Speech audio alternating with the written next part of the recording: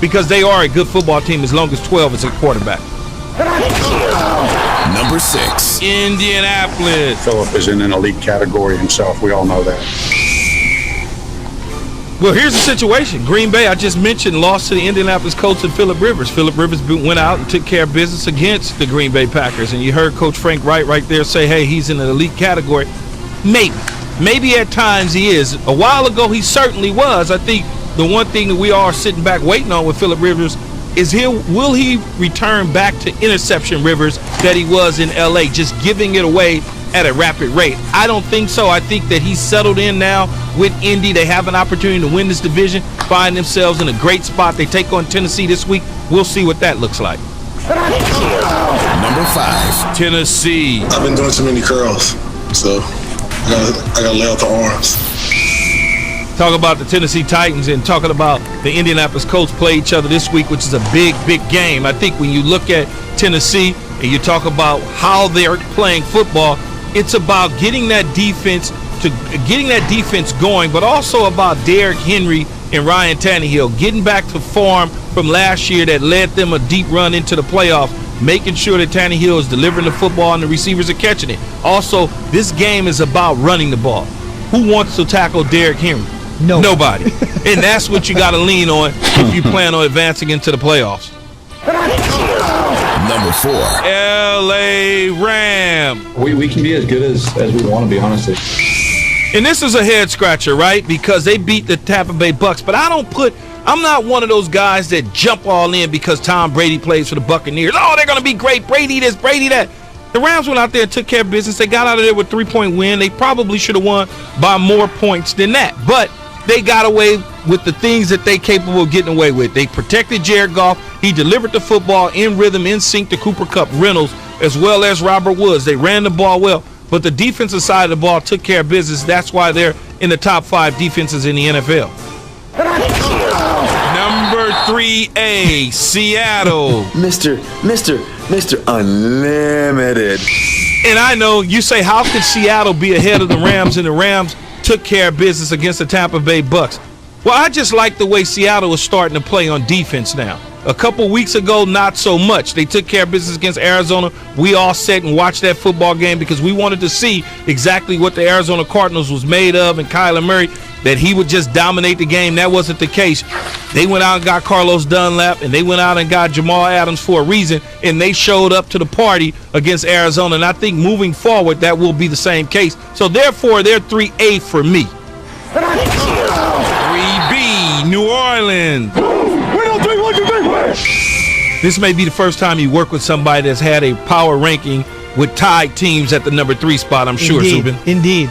So now we have I'm not sure if it's a top 7 because there's 8 teams in it, but it's your ranking. It's my ranking. The New Orleans Saints, baby. It's nepotism at its finest. And I think when you start to look at the other 2 teams that are in front of New Orleans will be coming to the party at some point in time as we get into the playoffs late into the season. They may finish the year as the number 1 seed in the NFC.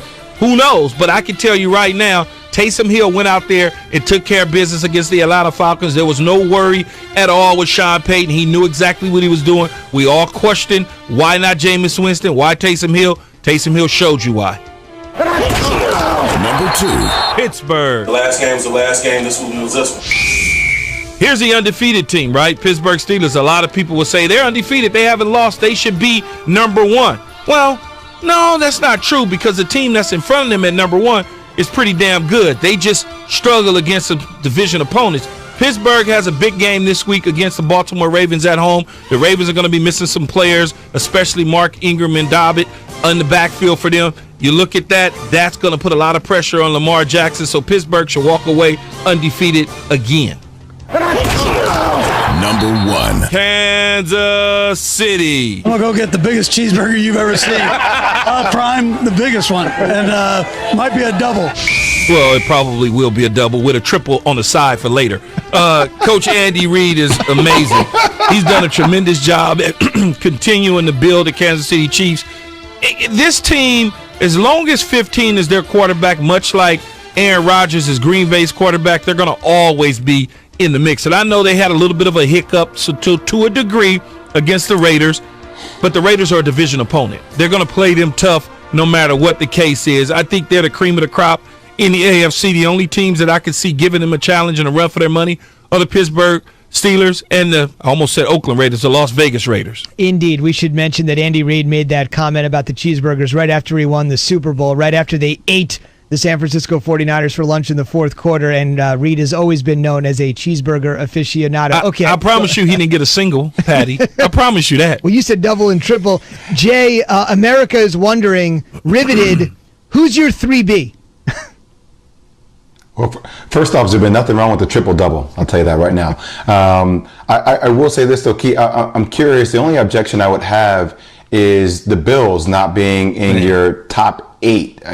Top 7B. I don't know how to actually categorize your rankings this weekend, only because they beat Seattle, they beat the Rams, they beat the Raiders that give KC such a tough game.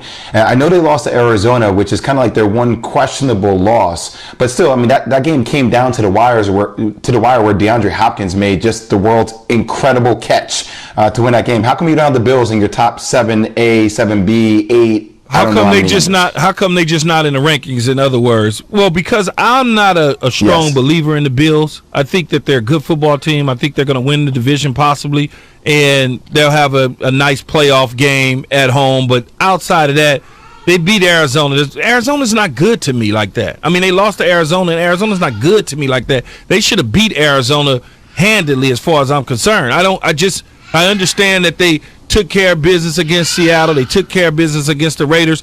But it was a Seattle team that didn't have those players that I mentioned that played against Arizona on the defensive side of the ball.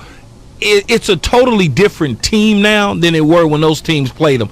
Oakland. Las Vegas is a totally different team now than when they played them.